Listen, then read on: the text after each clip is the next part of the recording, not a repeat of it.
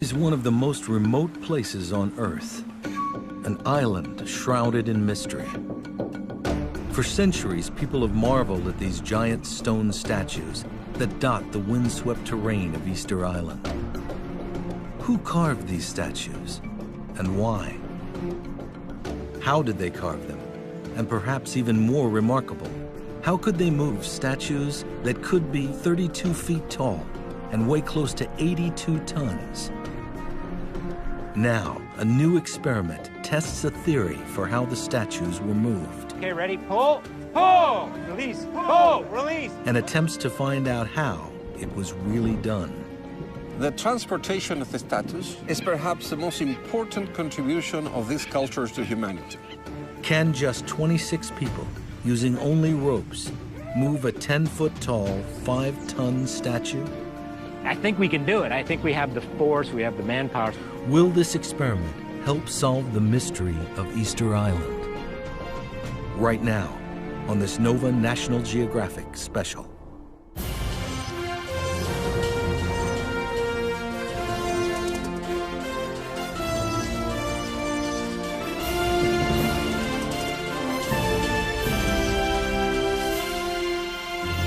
Major funding for NOVA is provided by the following. The David H. Koch Fund for Science, supporting NOVA and promoting public understanding of science. HHMI. Howard Hughes Medical Institute. And the Corporation for Public Broadcasting, and by PBS viewers like you. Thank you. Additional funding from Lockheed Martin, inspiring tomorrow's engineers and technologists. Additional funding for this program is provided by Pacific Islanders and Communications. In the middle of the South Pacific, over 1,000 miles from land, a tiny island emerges from the sea.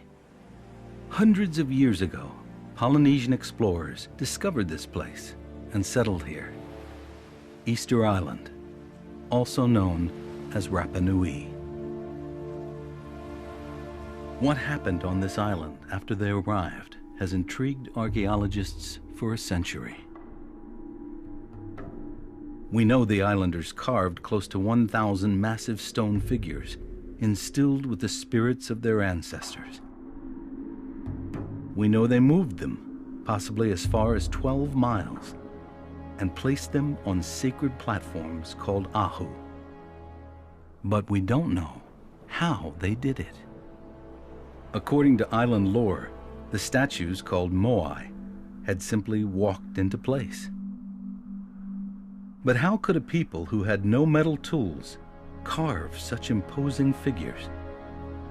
How could prehistoric farmers who didn't have the wheel move enormous statues up to 30 feet tall and weighing close to 82 tons?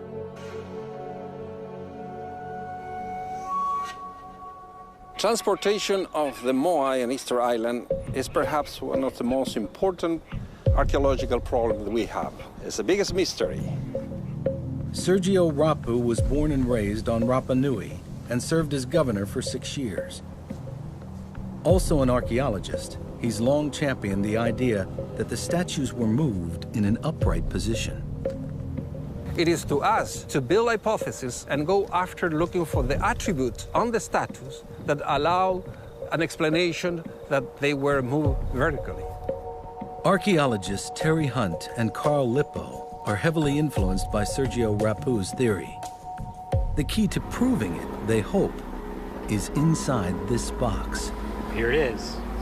It's a huge crane. Oh no.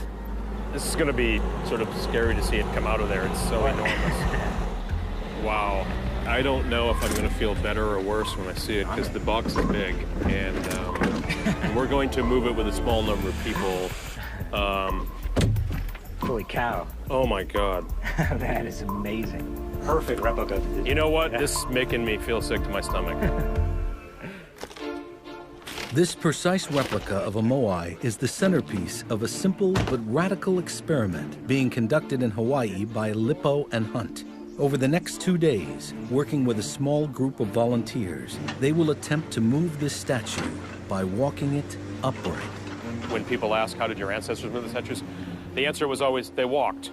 And for the Rapa Nui, that was the answer. And for the foreigners asking the question, they thought, oh, that's silly, you know, how crazy. What we're trying to do is evaluate our ideas, our ability to explain how they were moved, why the archaeological record looks like it does. So what we're going to do is tricky, and it could easily not work. And we've never done this before. Rapa Nui people had centuries to figure this out, and lots of people involved. To conduct this experiment, Lippo and Hunt will have just 2 days and 26 volunteers. The statue tradition was brought by voyagers from Polynesia to Rapa Nui. Throughout Polynesia, carved wooden and stone figures are common, but no other island can compare with the size or number of statues found here. According to oral tradition, the moai were carved to represent the spirit of the islanders' ancestors. The statues are the living face of our ancestors. In order to look living, you have to put the inlaid eyes on the statues. Some statues are topped with a red stone hat or a top knot, called a pukao. The moai were cut from volcanic tuff, a porous stone made from compressed ash. Almost all of them were carved here at Rano Raraku, a massive quarry inside one of the island's 3 extinct volcanoes. Littered around the site are statues in various stages of completion, some still emerging from the rock. The most common way of carving the moai here is to carve around the face and the body, like awakening the statues from the rocks. To do this, carvers used very dense stone tools made of basalt like this one, used by modern-day carver Umi Kai in Hawaii. What we're trying to do is just cut a design that we want to follow into the tuff. Umi Kai is using a replica of the same ancient tool called a toki to carve a small version of a moai eye socket into volcanic tuff. If I was to do this with a modern tool, it'd probably take maybe 45 minutes to an hour. This will take maybe a whole day to 2 days. It probably takes a team of 12 people a year to produce a moai of this size. Once the moai is completely carved, the back will be still attached to the mother rock with a keel. Eventually that keel will be perforated and some loose rock will be added under the back of the moai so it remains floated as they cut off and release it from the mother rock. After they finish carving, they slide it down, raise it at the foot of the hill, then they finish carving the back. At this stage, the moai was ready to be moved to a sacred platform called an ahu, known to be a place of religious ritual. There have been lots of speculation about how the statues were moved, from crazy theories if they were shot out of the volcano to aliens moved them. But in modern research, there's been a whole family of ideas about using contraptions, using palm logs for tripods or sleds or rollers. According to several of these theories, the islanders used logs to move the moai. The most recent attempt was when University of California archaeologist Joanne Van Tilburg tried using a wooden sled to move a moai along wooden rails. It's similar to a traditional method Polynesians used to move canoes out of the water. Ultimately, the experiment worked, and it gained wide acceptance. But not everyone believes the log theory. The problem with these series is that they have not drawn on the evidence that we see on the moai, the statues themselves, on the roads. As they investigated the statues and the roads, they began to accumulate clues that they think will tell a different story. Building on another researcher's data and using satellite imagery, Hunt and Lippo have surveyed almost 20 miles of ancient roads. There are several roads that begin at the statue quarry at Raraku and go along the south coast. Some go north, some go across the center of the island. These roads were used to move moai to every corner of the island. They think the network of roads may have been even larger, but the degraded road beds can be hard to find with the naked eye. So they're testing a drone equipped with a camera that will give them more precise observations. 3, 2, 1, go. Wow. We have satellite images coverage for the entire island, and we can see certain kinds of features. This gives us a way of integrating that at a level where we get incredible detail.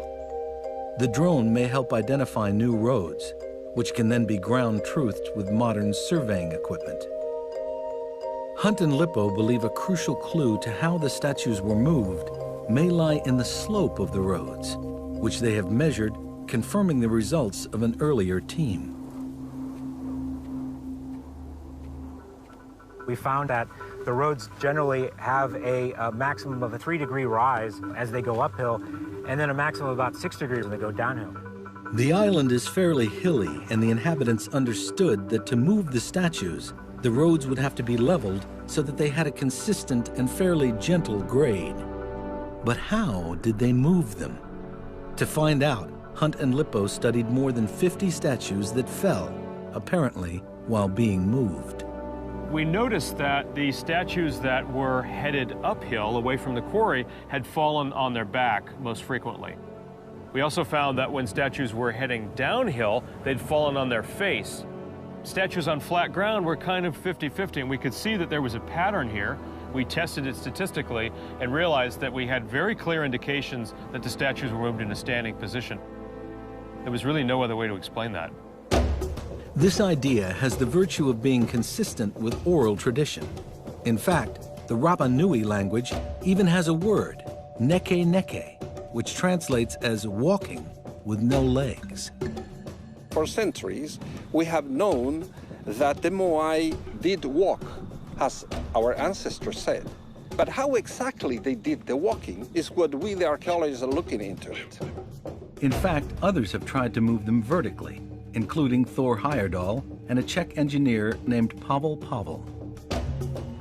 This is the statue that Pavel Pavel tried to move in 1986 with his experiments, moving the statues in an upright position. By shuffling it across the surface, there was a lot of friction on the base. And as he did it, in fact, there was damage done to the base that removed material right down from the bottom here.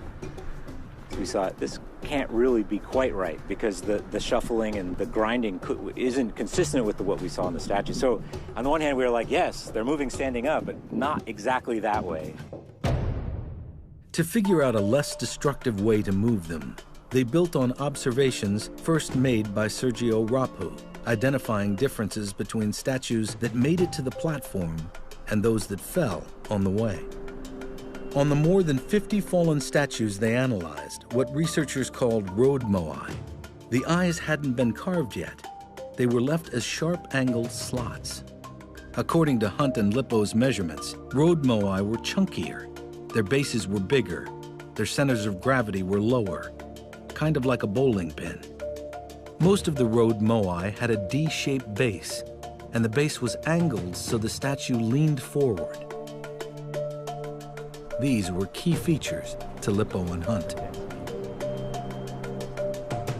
The statues were rolled across the front edge. And that front edge has a characteristic shape, especially as the statues get larger, that allowed that to happen. The statues that made it to the Ahu platform show the difference. The eyes had been carved, their sides had been trimmed, and their center of gravity shifted back and up. They'd been cut so that their bases were no longer angled, but flat. They leaned forward, but not as far as road moai. They stood more upright, and they'd lost a little weight. Based on all these differences, the difficulties faced by the Czech engineer Pavel are understandable. Pavel was using a statue that had already been reshaped for a platform. The eyes had already been carved. It didn't lean as far forward, and its sides had been trimmed. Ultimately, the evidence for how the statues were moved can be found on the statues themselves. They were engineered to move, and the details of the statues are telling us about transport. But the only way to show that the statues could walk is to test the theory. To do that, they need to make a replica moai, the most precise replica ever made.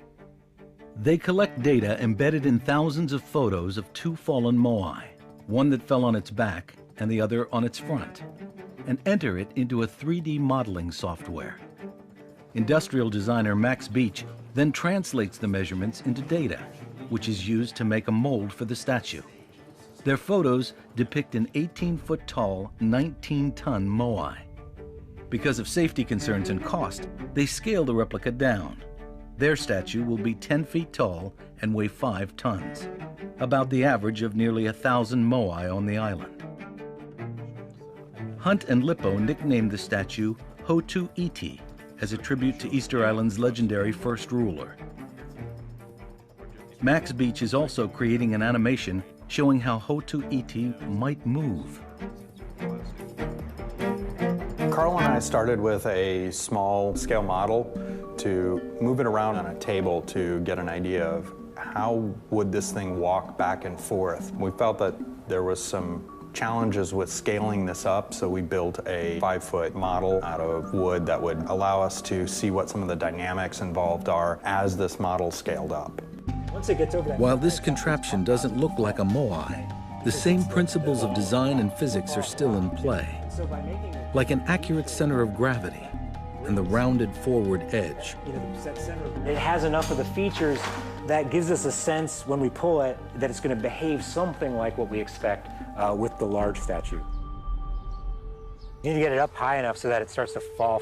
You're kind of pulling on its side, but you're also pulling it so that it wants to rotate. Bringing that center of gravity back over the, okay. That's the point, that coordination is key. Yeah, There we go. That was a good step there. good, yeah, beautiful.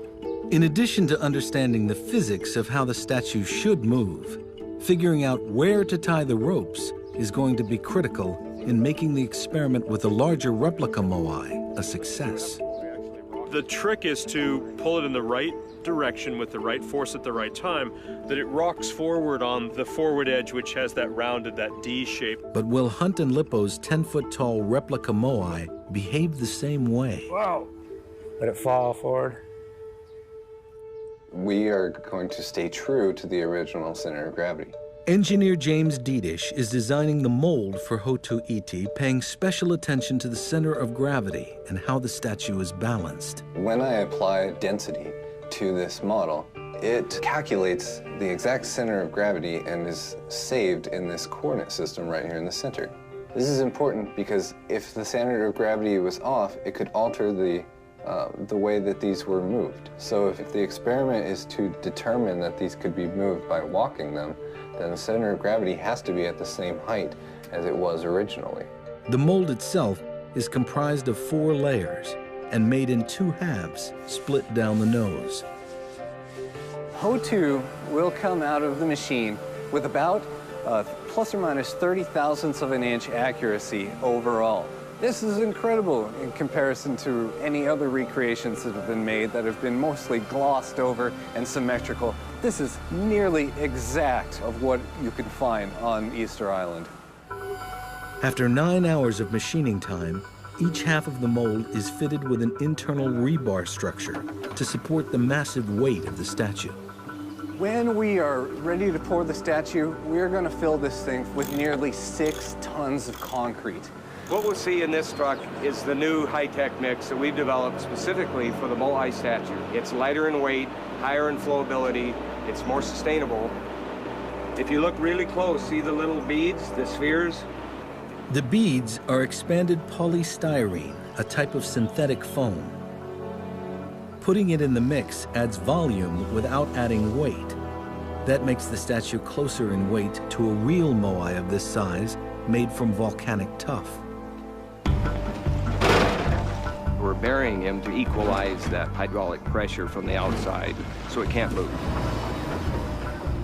It took 10 days from the time the concrete was poured into Hotu Iti's mold to the time the 5-ton, 10-foot-tall replica was carefully extracted from the ground.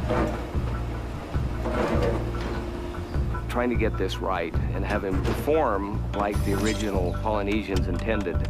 That's what our mission is.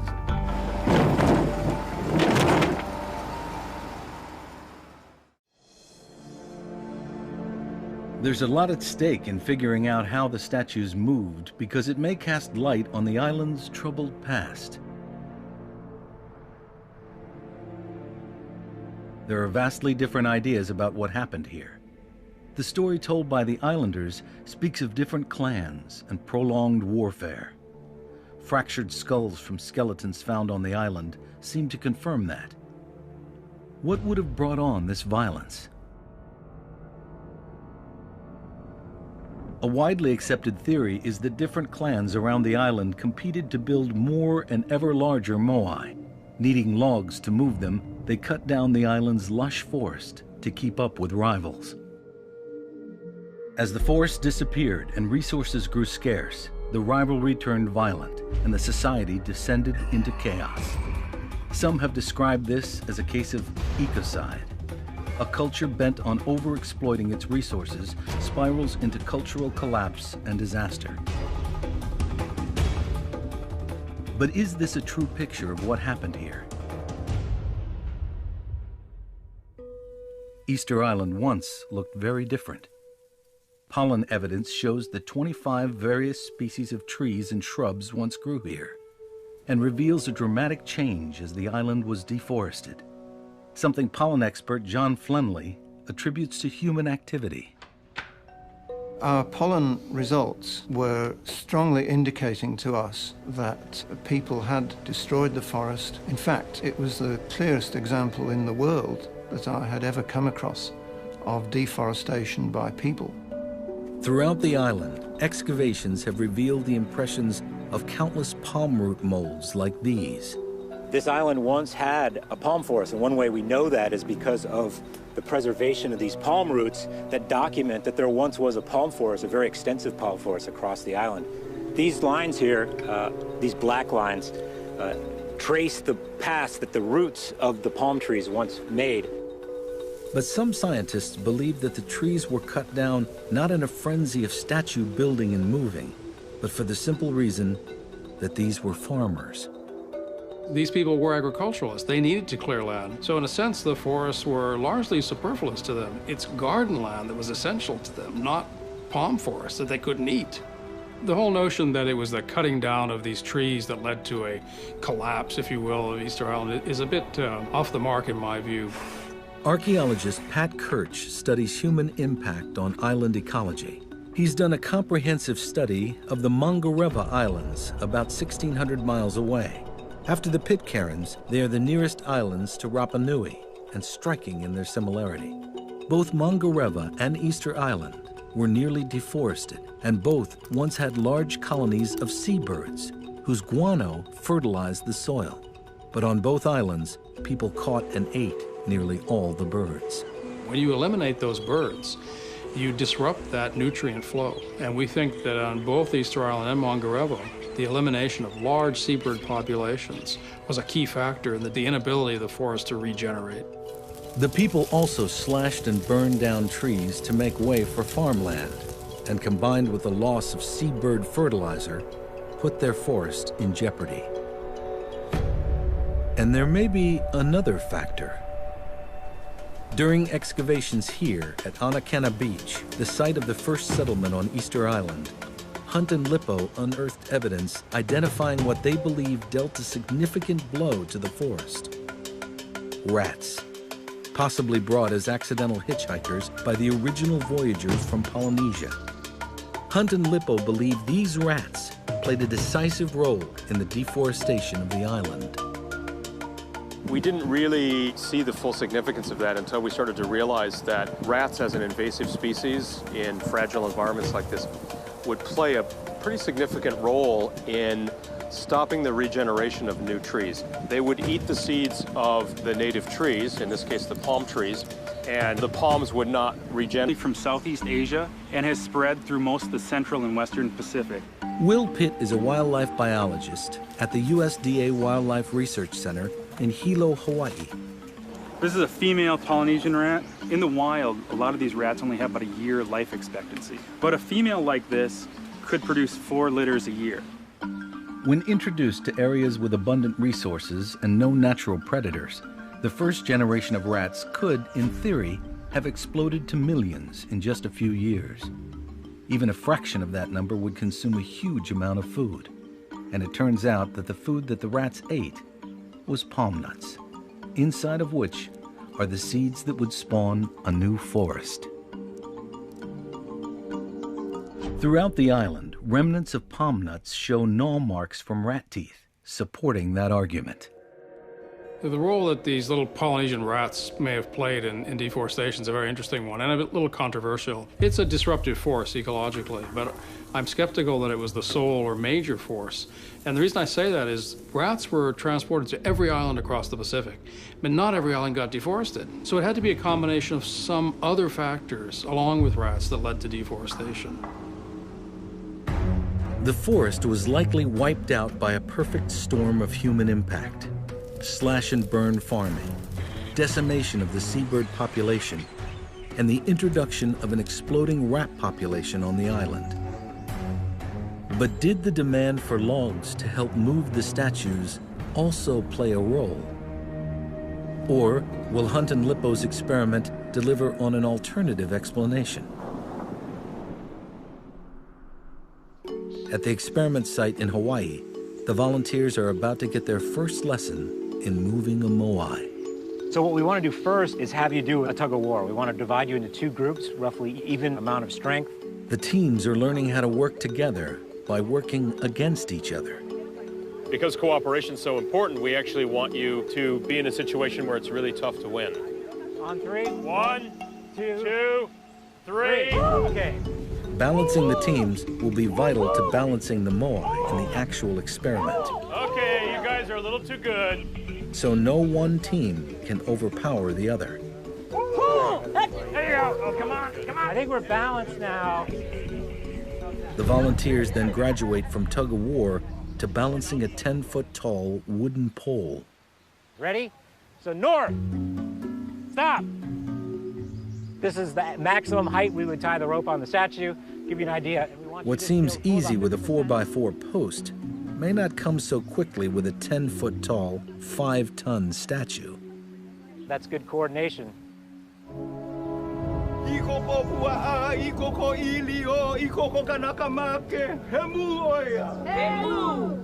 Through a traditional Hawaiian blessing, everyone on site is reminded of the cultural importance of what they're about to do. A Rapa Nui ritual is also included, and everyone shares in the eating of a white chicken cooked in an earthen oven. The aroma released upon opening the oven is said to feed the gods. Mahalo. Mahalo, thank you. Yeah, I do worry about the base isn't sharp enough, but the fact that it's got the roundedness. To maneuver the 5-ton statue, a crane operator attaches rigging to Hotu Iti's neck. Oh my God, look at those cables stretching. Let's back up there. Wow. The rigging will also act as a safety measure to prevent the statue from tipping over. Well done.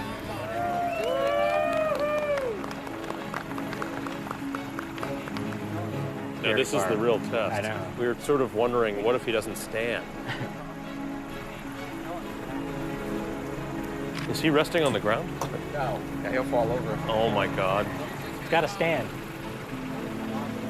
Yeah. Yeah, we need to see that. Worst case scenario. It's got to stand. It's got to stand. That's the whole key. It leans forward because that's the way it was made. Oh my God. The statue will not stand on its own. Hunt and Lippo struggle to figure out why. Well, at the moment, you can see the way the straps is, the way it's hanging. The center of mass line here goes straight down and is in front of the base itself. What we need to do is get it back so that this strap is hanging from over here to get it behind this point there. Right now, the way it's hanging, it's just going to fall over. It's in a leaning position. What can you do? Our plan is to turn his truck around. He's got rubber bumpers on the very back of his truck. Okay. Yeah, support it like that so that we can get the straps out. Okay, good. My impression is that if he doesn't stand by himself, we probably have something wrong. The ancient Rapa Nui didn't have a crane. Their statues had to stand on their own. The rigging straps are adjusted, but Hotu Iti still does not stand. At this point, I have no idea what we could do to make this work.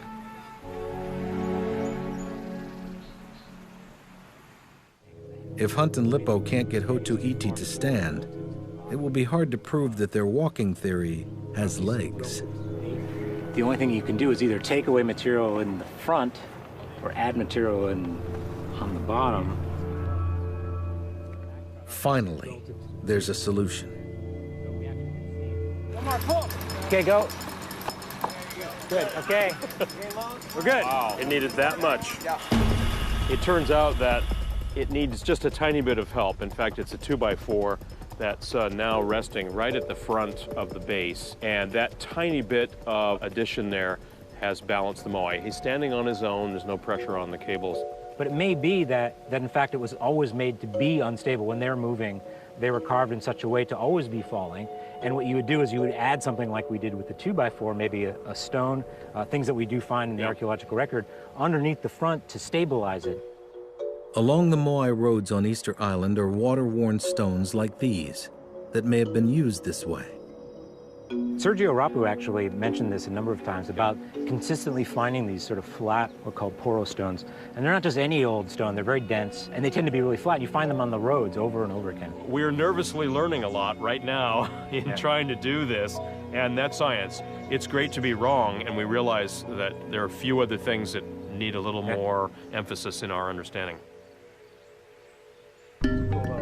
Before it's time to make the first attempt at moving the replica, the volunteers sit down to watch the training video to see how the statue should move. Related to walking. And as we talked about, the D shape is one of the keys. It's being leaned over to the side, and then it falls forward and rocks on that front edge. And I think we can do it. I think we have the force, we have the manpower. So now the question is getting the details. Before they try to move Hotu Iti, the volunteers need to make sure they can hold the statue upright. I want to figure out, like, with everybody and it tied at the highest point, can we hold it back? And then okay. How many people do we want? 10, so 5 on each side. Okay, we need 5 on each side, so 6 more people. Team leaders in the front, if it seems like you can't hold it as he releases the pressure from the crane, yell out so that we can stop and he can add more pressure, okay? Yeah, let's move the wood. Oh, wow, okay. Okay, so now he's going to release the tension, and it's going to be up to you guys to keep it from falling forward. It's going to want to fall forward. Yell out if it's too much. Coming down. Can you feel it? Is it a lot? All off. All right, you guys are holding up the statue. Okay. Now the question is going to be getting it to fall on its front edge, which I think we can do with just 2 teams. This was always our idea, is that the teams that are pulling are actually slightly behind the statue, keeping it from falling forward while rotating at the same time. With the safety rigging attached to the statue, Hunt and Lippo finally have the chance to test their walking theory. Starting out with Team A, I want you to pull. Just the harder you keep it constant, see if we can rock it a little bit. Ooh. Ooh. Ooh. Okay, hold it. Let's see how we're gonna. I want you guys to spread out a little more so that you're holding it, but more at an angle. Does this get harder or it's about the same? Easier? Easier at this angle? I want you to pull Team A to pull to see what happens. Pull. Great. All right, hold. How's that? You guys exhausted? Okay. The teams continue to move farther and farther apart, simultaneously pulling and trying to twist the statue. But it's just not working. We're going to want it lower, the ropes lower on the shoulders, okay, because okay. we have no leverage up there. But it looks like it's not so hard to hold it back right now. So if it's around the neck, shoulder area, you can hold it back and probably So we're going to have to try roping it. As they reach the end of the day, Hunt and Lippo have to face the reality that so far, the experiment has failed. Unless they can get back on track, their failure will cast doubt on the statue-moving theory and on their other ideas about what happened to the island's once robust and productive people. No matter how this island was deforested, without any trees, wind and salt spray damaged the already poor soil. Seabirds were gone, as both a source of food and nutrients that once increased the land's productivity. Some believe the loss of large trees meant they couldn't build canoes to leave the island. In one view, this is an environmental disaster leading to cultural collapse. But building on previous research, Hunt and Lippo came to believe that the islanders found a new way to adapt to the crisis. When we were first surveying here on the island, we were really annoyed by the loose rocks that we would walk over. Then we looked a little closer and we realized this was actually an area that was used for cultivation. And then on top of that, we would see the taro growing in the rock areas and not in the soil areas. It was kind of backwards of what we might have expected. It confirmed what previous archaeologists believed, that what looked like random piles of rubble are evidence of an ingenious method to improve the soil called rock mulching. As you add the stones to the poor soil of Rapa Nui, you are increasing the nutrients available to plants. In addition to the phosphorus that leaches into the soil, the rocks help the soil retain moisture. If you look at rock mulch across the island, there are probably billions of stones that are moved. I mean, it's just incredible how much rock has been moved and concentrated into efforts that had to do with cultivation. But was it enough to stave off disaster? We have to really admire what the Easter Islanders were doing, but not think that it was making their island into some incredibly productive system. It just helps to put off a worse kind of agricultural collapse. When Pat Kirch studied the islands of Mangareva, 1,600 miles away, he found the same kind of deforested landscape as on Easter Island. But ultimately, the outcome for the people there was different. When you compare Easter Island and Mangareva, both of them were heavily deforested. But on Mangareva, there's a huge lagoon, barrier reef, very rich marine resources. So the Mangarevans turned to those marine resources and really depended on them to develop their economy. On Easter Island, there's essentially no reef. There's very limited coral, very limited fish. So with their backs to the wall, did Easter Island descend into conflict? The population was growing, the scarcity of resources, there were a lot of competition, social conflicts started building up and tensions between groups. And toward the end of Easter Island prehistory, there was a lot of war, a lot of conflict between one group and another. These sharp-edged obsidian implements found scattered across the island are often seen as the smoking gun, weapons, proof of a people at war. What I have in my hand is an obsidian tool, and I think definitely it was used for defense or attack as a weapon. But again, Hunt and Lippo disagree, saying these obsidian implements were everyday tools. The edge here has a lot of use wear that's consistent with carving wood, hard materials, and use with plant materials. But these implements have actually been found embedded in human skulls. I think most of the evidence that we have, it points more to use as a weapons. We have found catches of them next to a skull that mark exactly the shape of this tool engraved on that skull. The remains of some 500 Rapa Nui people have been studied to get a clearer picture of just how violent this society was.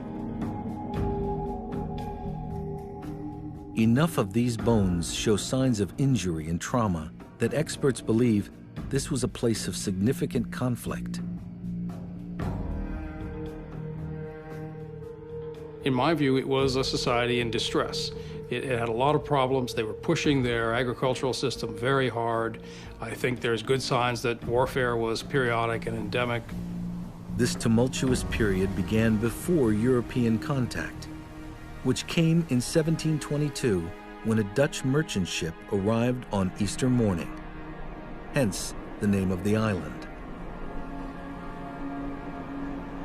As more Westerners arrived, stories about the island grew more lurid, even incorporating tales of cannibalism. Cannibalism seems to turn up when Europeans start to talk about it a lot in the mid-19th century. We don't see any evidence like that on Easter Island. We don't see chopped up human bones. We don't find human remains in the earth ovens. There's good reason to believe that the 19th century idea of cannibalism is that you were not yet Christianized, so you're Christian or you're cannibal, and cannibal had sort of a generic meaning. So could it have been something other than violence that eventually spelled the downfall of Easter Island society? We know over and over again when Europeans arrived in the Americas and in the Pacific, they introduced disease. They did so really unwittingly. For example, a disease like cholera would have a devastating impact on this population because it's waterborne. And once the disease gets into water supply, it's going to be easily passed on to other people. And as they got sick, it would pass on to them. In the 19th century, Peruvian slave traders also abducted hundreds of Rapa Nui people. By 1877, ravaged by slavery and disease, a devastated remnant of the people who over the centuries had carved and moved massive moai had plummeted to only 110. But their oral history of the time before the Europeans remains a tantalizing collection. Tales of warfare, ritual, exploration, and statue building. Whatever passage of our history we have, we protect it like precious information. And in our doing of archaeology experience, tell me how important it is to listen carefully to these little bits of information from our history.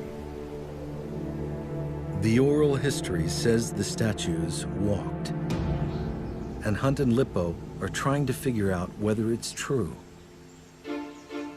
It's 9 a.m. on the last day of the experiment. Okay. Just 8 hours left to figure out how to move a moai. Let's be optimistic.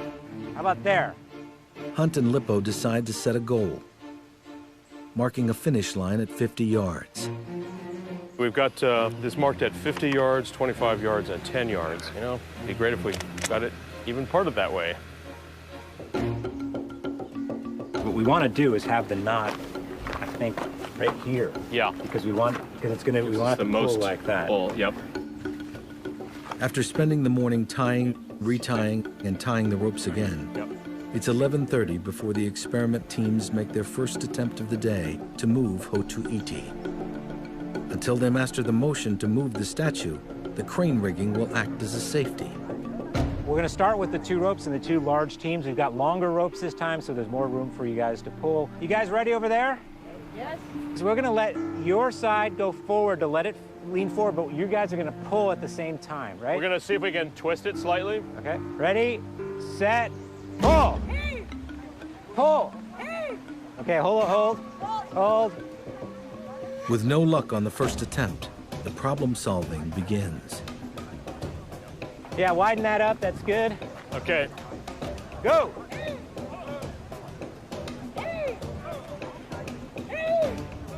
Okay, hold. Okay, we got it twisted. Now we want to see if we can get the other way. No matter what they try or how they move, the team can't seem to twist the statue forward even an inch. Over the next hour, the statue doesn't budge. Hey, hold! It seems to be swinging and rocking, but not moving forward. Things are exactly what we want.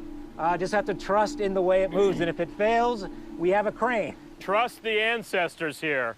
Yeah. Okay, so you're gonna be pulling. They continue to try, but rocking Hotu Iti forward and back is the best they can do. In fact, it's the only thing they can do for hours. Hunt and Lippo are convinced the ropes need to be around the shoulders to get the leverage needed to twist the statue at the base. Okay, so can we get tension on the statue? They adjust the ropes again, even taking the advice of a nautical knot expert when nothing else is working. As long as there's tension on here, that won't slip, and I think they really want the purchase to come from right here, so it's on the shoulder. Ready? go! The clock keeps ticking. Just 3 hours left to figure this out. Whoa, whoa, whoa! Oh, we almost lost it there. Oh. Hunt and Lippo struggle to understand why 2 ropes aren't working to move the statue forward, since it worked with the wooden model. They decide to try something else, and everyone has an idea. That's what I was saying to you earlier about the 3-point. Let's get Carl involved. Hey, Carl, you need to referee in this. I'm sure it was a lot easier yesterday when we were up high. Like one strong, one. Yep. That's where I feel like it's going to happen, don't you? Have a rope on the top, keeping it from falling. So if there's 3, it's like a Y. Because pulling this rope right now, it's not going to work. Pulling it. So one rope up there just holding it back. It would be like one rope holding him back. We have a third rope? Yeah. Yeah, we do. Nothing's happening. It's basically we can move it like this, or like this, but we can't really get it to do what it's supposed to do. So what we've done is added a 3rd rope, which we think is going to be really critical. And now we think with 3 teams, we're going to be able to get the motion going, take advantage of the kinetic energy that's built into the statue, allow it to fall forward on the front edge of the moai, but team in the middle, not allowing it to fall too much. As they retie the ropes, Lippo and Hunt make a new observation. Thinking back to the fallen statues on Easter Island, they remember moai and transport had sideways V-shaped notches where the eyes should be, a feature that now seems very important. The V shape to the eyes and the bridge of the nose is perfectly suited for tying a rope around and creating a place that you can put ropes and have friction, also tall enough to provide the leverage you need to move it. Perhaps the finishing is done because that area takes a little abuse with the ropes tied up high for that leverage, and so you finish them, add the eye sockets when the statues reach their final place on the platforms. It's an intriguing speculation, but it's a little late in the day for new theories. So we're going to alternate pulling. You guys are going to be pulling back and then releasing. It's 4 p.m. There's just 1 hour left to figure out how to make this statue walk. With the 10 people in back and more people on each side, they're ready to try one last time. Release the tension. How you guys doing? Good? Okay. Ready? Set. E. Ho!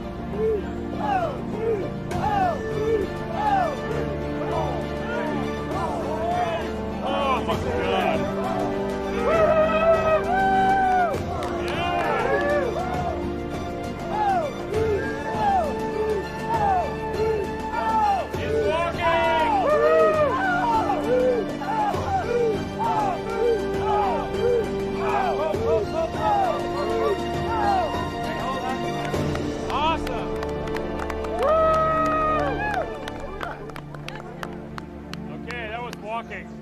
As the statue starts to move a few feet, it all starts coming together, and the safety straps come off.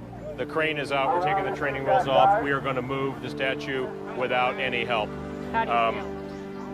Exhilarated and just amazed. Really happy, and we're going to get right back to it here.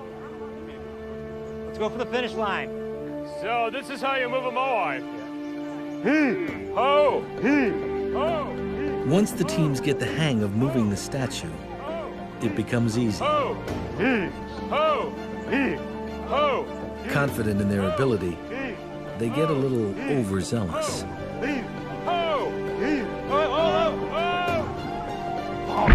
And Hotu Iti takes a nosedive. But there's learning even in failure. When Hotu Iti fell, he fell exactly the same way the ancient moai on Easter Island fell. Face first, at an angle, right along the road. In most cases, when the statues fell, they weren't able to retrieve them. We've seen a couple of examples on the roads. I mean, some of the smaller ones, they probably undoubtedly propped back up. But once they got larger and larger, it became a pointless effort. Hotu Iti fares better, thanks to modern machinery. With just minutes left in the day, Hunt and Lippo revised their goal of moving the statue 50 yards. We're going to call this point at 10 yards the goal line. And once we get there, that's going to be our finish. And we know we could move it anywhere, absolutely anywhere.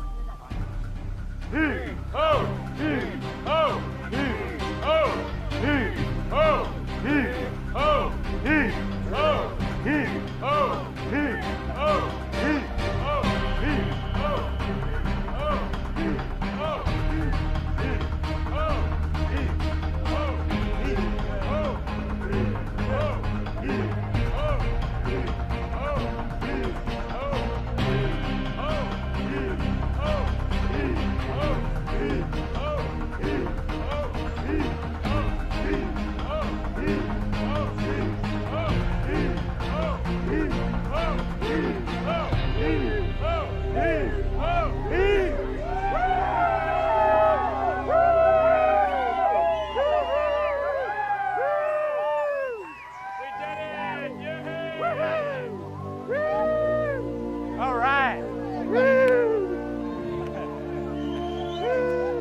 I feel fantastic. This has been a great success. About mid-afternoon, I was feeling pretty low, and I'm pretty high right now.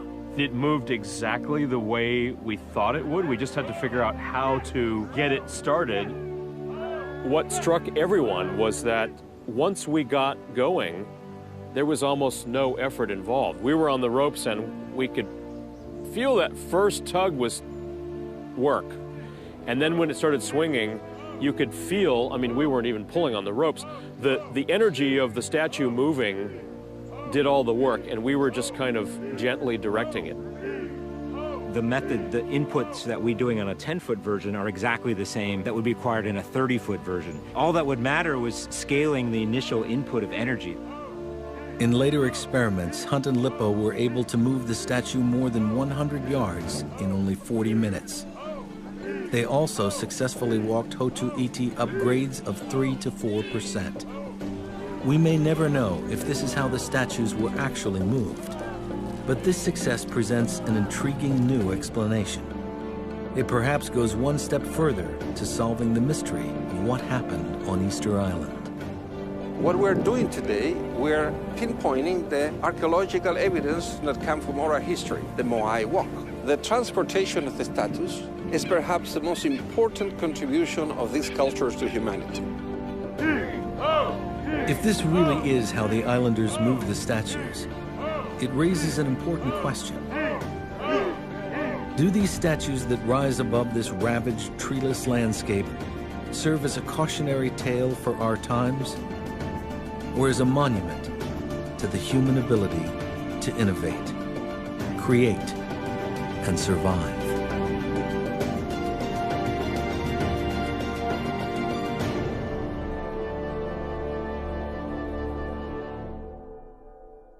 Major funding for NOVA is provided by the David H. Koch Fund for Science, supporting NOVA and promoting public understanding of science.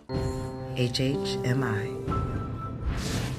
Howard Hughes Medical Institute. And the Corporation for Public Broadcasting, and by PBS viewers like you. Thank you. Additional funding from Lockheed Martin, inspiring tomorrow's engineers and technologists. Additional funding for this program is provided by Pacific Islanders and Communications. The exploration continues on NOVA's website, where you can watch this and other NOVA programs, see expert interviews, interactives, video extras, and more. Follow NOVA on Facebook and Twitter, and find us online at pbs.org/NOVA.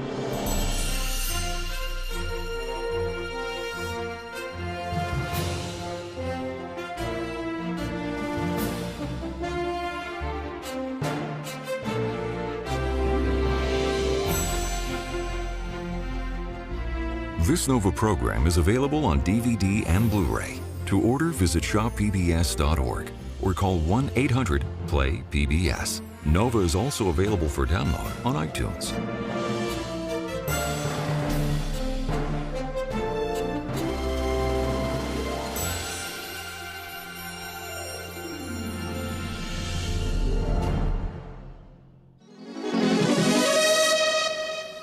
Is one of the most remote places on Earth, an island shrouded in mystery. For centuries, people have marveled at these giant stone statues that dot the windswept terrain of Easter Island. Who carved these statues, and why? How did they carve them? And perhaps even more remarkable, how could they move statues that could be 32 feet tall and weigh close to 82 tons? Now, a new experiment tests a theory for how the statues were moved. Okay, ready? Pull, pull, release, pull, release. And attempts to find out how it was really done. The transportation of the statues is perhaps the most important contribution of these cultures to humanity. Can just 26 people, using only ropes, move a 10-foot-tall, 5-ton statue? I think we can do it. I think we have the force, we have the manpower. Will this experiment help solve the mystery of Easter Island? Right now, on this NOVA National Geographic special.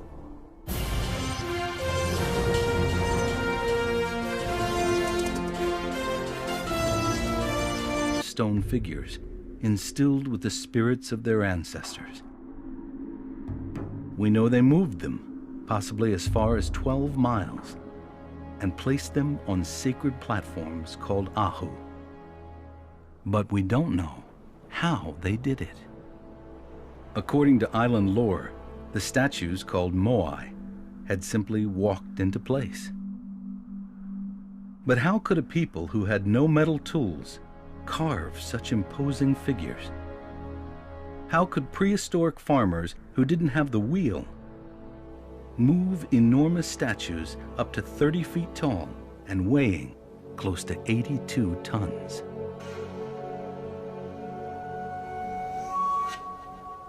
Transportation of the moai on Easter Island is perhaps one of the most important archaeological problems that we have. It's the biggest mystery. Sergio Rapu was born and raised on Rapa Nui and served as governor for 6 years. Also an archaeologist, he's long championed the idea that the statues were moved in an upright position. It is to us to build hypotheses and go after looking for the attributes on the statues that allow an explanation that they were moved vertically. Archaeologists Terry Hunt and Carl Lippo are heavily influenced by Sergio Rapu's theory. The key to proving it, they hope, is inside this box. Here it is. It's a huge crane. Oh no. This is going to be sort of scary to see it come out of there. It's so enormous. Wow. I don't know if I'm going to feel better or worse when I see it, because the box is big, and we're going to move it with a small number of people. Holy cow. Oh my God. That is amazing. Perfect replica. You know what? This is making me feel sick to my stomach. This precise replica of a moai is the centerpiece of a simple but radical experiment being conducted in Hawaii by Lippo and Hunt. Over the next 2 days, working with a small group of volunteers, they will attempt to move this statue by walking it upright. When people ask, how did your ancestors move the statues? The answer was always, they walked. And for the Rapa Nui, that was the answer. And for the foreigners asking the question, they thought, oh, that's silly, you know, how crazy. What we're trying to do is evaluate.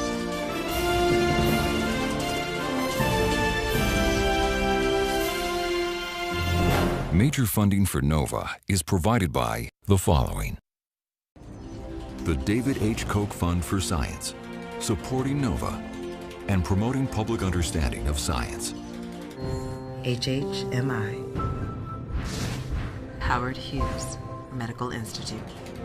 And the Corporation for Public Broadcasting, and by PBS viewers like you. Thank you. Additional funding from Lockheed Martin, inspiring tomorrow's engineers and technologists. Additional funding for this program is provided by Pacific Islanders and Communications.